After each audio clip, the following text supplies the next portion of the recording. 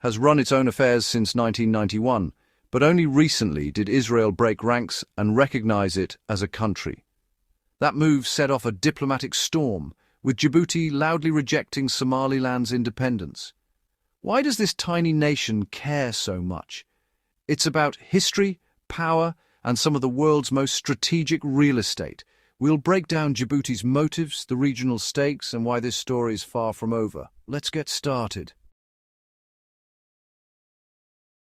So, what is Somaliland? Let's rewind. In 1960, British Somaliland gained independence, then merged with Italian Somaliland to form Somalia. The union soured, northern Somaliland felt sidelined, and after a brutal civil war, declared independence in 1991. Since then, Somaliland has built its own government, currency, and held peaceful elections, rare stability in the region.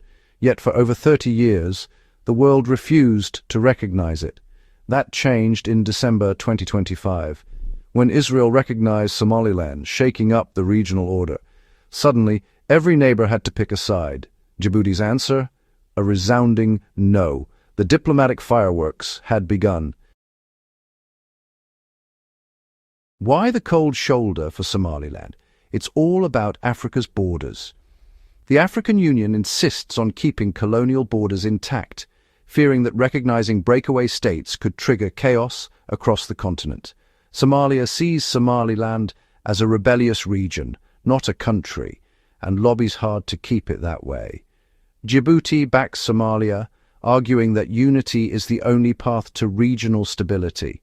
For Djibouti and others, recognizing Somaliland risks encouraging separatism everywhere. It's not just about one territory, it's about the future of Africa's map. That's why the world keeps the door closed. Principles aside, let's talk money. Djibouti's economy depends on its port, the main gateway for Ethiopia's massive trade. But Somaliland's Berbera port, upgraded with foreign investment, threatens to steal that business. If Ethiopia shifts trade to Berbera, Djibouti loses big. So blocking Somaliland's recognition isn't just political, it's economic self-defense. Add in Djibouti's close ties to Somalia, and the opposition gets even stronger. For Djibouti, it's about protecting profits and alliances. That's why they're not budging. Israel's recognition of Somaliland set off a chain reaction. Somalia cut ties with Israel and rallied the Arab League and African Union to condemn the move. Djibouti and Egypt quickly backed Somalia, isolating Israel and Somaliland. The region split. Somaliland gained a powerful ally, but the pro-unity bloc dug in. Ethiopia, caught in the middle, stayed neutral, publicly. Their next move could tip the balanced stick with Djibouti or embrace Berbera's promise. The stakes are high, and the region is watching. The fallout is far from over. Somaliland finally has a powerful backer, but at a steep cost. The African Union and Arab world have doubled down against its independence. Djibouti's opposition is more than symbolic. It blocks Somaliland's path to wider recognition. The region is locked in a stalemate, with Djibouti holding the keys.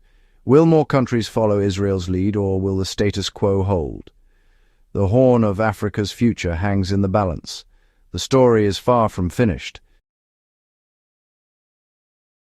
That's the tangled tale of Somaliland, Israel, and Djibouti. Should Somaliland be recognized? Why does Djibouti oppose it? The answers could reshape Africa's future. Drop your thoughts in the comments. Let's get the debate started. Thanks for watching. See you next.